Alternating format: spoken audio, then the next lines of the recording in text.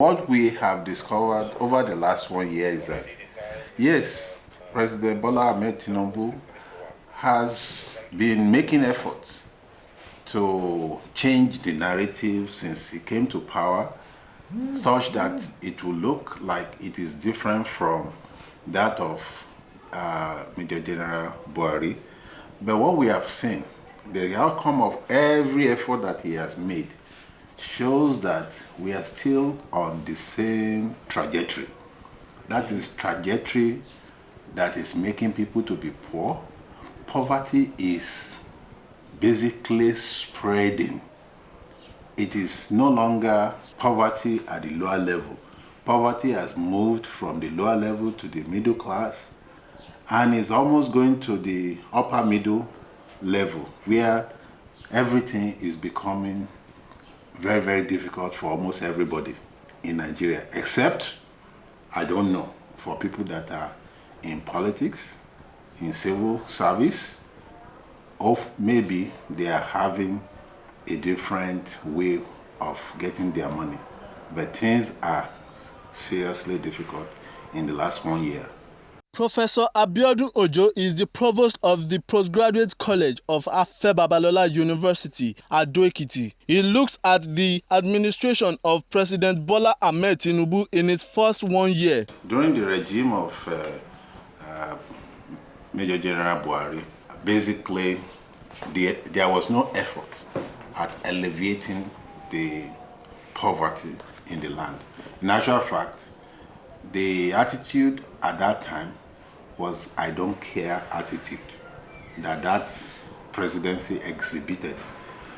What I don't know about this current presidency is that I don't want to say he doesn't care, but I want to say that his policy has yielded the same thing that President Buhari was giving to the people. Basically, we are not moving forward. In fact, things are getting worse than before. So I cannot say whether the policy of President Tinubu is working, because we are getting far worse than even when President Buhari was there. We are not far worse than the way we were on the regime of President Muhammadu Buhari. Yes, we are worse. Okay, sir, the last 1 year has been economically tougher. The year's Buhari's administration, which had earlier been tagged the worst civilian administration before now. Are there areas where Tinubu's administration can be considered better than that of his predecessor? The difference between that of Buhari and our current president is in the response to agitation. During the time of Buhari, it was I don't care. Basically, he will not say anything, he will not do anything, and everything will remain the same. But with President Tinubu, it appears as if he is always trying to respond to things, but those responses, those efforts, appear not to be yielding any positive results. The outcome of most of his efforts, whether in terms of alleviating the removal of subsidy, whether in terms of providing palliatives. In actual fact, that of palliative is essentially the same as that of Buhari, because we have not seen it. Okay. Palliative is just a source of another corrupt malpractice. That is to say, the palliative is not going around as he has said. No, I think palliative is just a cesspool of corruption. Wow. Yes, just a cesspool of corruption. Basically, if they say that 20 tons of trucks are coming to Ekiti, at the end of the day, you will not see it. Where did it disappear to? Basically, it's showing that he's trying to respond, but there are people that are around him that are not making his effort to yield anything. Almost everybody that is around President Tinubu is just making use of all the efforts to benefit themselves. They are not benefiting this society. Most of the members that were under President Buhari's regime are still working for President Tinubu. So what do you have to say concerning that, sir? That is very concerning. In actual fact, I thank you for that question, because that is an area that I have found very intriguing about President Tinubu. If he wants to make a definite change that will make his presidency to be better, let him do some things that will actually show that he's making that change. For example, he claims that he investigated the central bank. The only thing that we have heard is that Emefiele is in court. What about all the atrocities that have been committed in terms of the money that has been stolen? We are not hearing anything about it. Just like during the times of President Buhari, every time we hear about some corrupt practices and they have investigating it, that will be the end of that story. We will not hear anything. But what is actually very interesting to me since President Tinubu came on board is the issue of NNPC. Okay. NNPC is the source of most of the problem in Nigeria. Since they removed subsidy, everything has quadrupled in terms of expenses. But NNPC has never been talked about.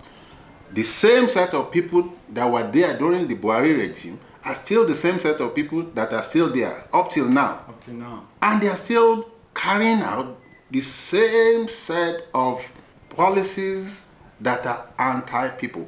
In actual fact, I believe that without investigation of NNPC and changing all of those people that have been there, Nigeria is not going to move forward.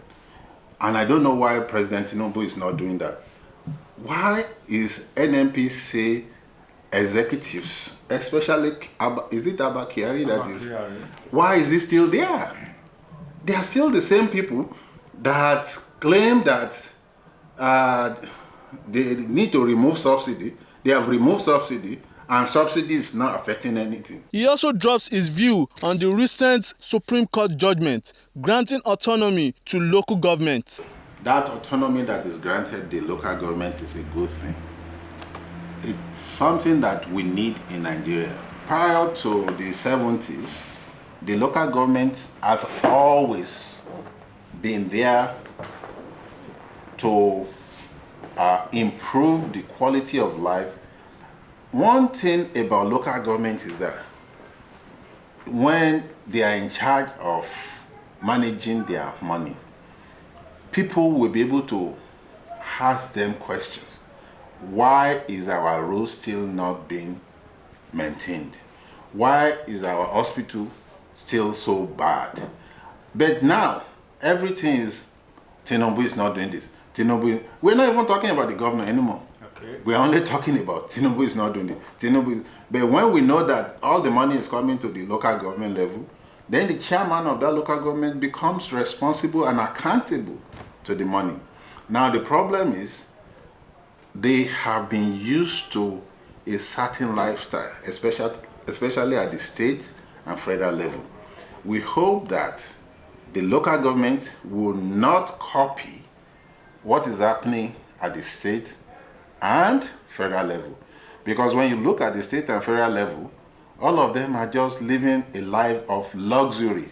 Once you become an appointee of the state or of the federal level, then your life will change. You become a different person because money comes in. I don't know where the money comes from, but they become rich and rich and rich.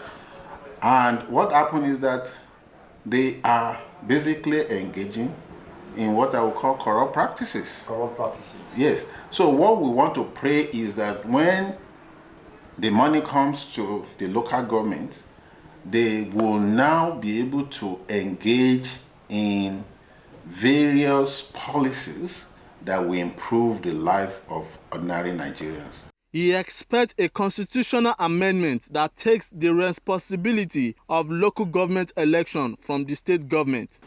Once that is done, then the control of who is elected will not be under the state. Because currently the reason why the state government is in control of the local government is because they manipulate the state's electoral committee. Okay. Once they manipulate the state electoral committee, so you start seeing in a state that has, let's say, 16 local government, the government in power in that state will have 16-0. Is it possible that they will be having 16-0 where everything? So it's not. It's only like that because they are the one controlling the state electoral committee. But once INEC is in charge, you start seeing that different parties will be winning at the local level. And when there are different competitions at the local level, if my local government is doing well and your local government is not doing well, you will challenge your local government chairman. Yes. That what is happening? What are you using our money for? So I believe that we should let the local government function independent of the state. That is to say, if the local government is independent, that means the local people will enjoy from more dividends of democracy. Thank you very much, sir. Now, on the fuel removal subsidy, we found out that our economy today has gone down drastically. Everything in the country is no longer moving the way it used to be. So what do you have to say about that? Until our president looks inward, and when I say inward, let him dismember the current management of the NNPC. Let him investigate NNPC in the last 4 or 8 years, just like he has done with Emefiele in the central bank. But Abakiari of the NNPC and his team needs to be investigated. Look at the situation where Dangote is saying that there is no crude oil in Nigeria that he can use in his refinery. He's actually going to the US and South America to go and import crude oil for his refinery when Nigeria is an exporter of crude oil. But what we are discovering is that there have been so many deals that NNPC has made that is handicapping the Nigerian government. Let them reveal those deals. There are many deals where crude oil has been swapped to such an extent that they don't have crude oil they can sell ordinarily in the next several years. We need to investigate and find out about all these bad deals and find a way to get out of them. Samson Olaguju reporting for Puff TV. People of the Fountain.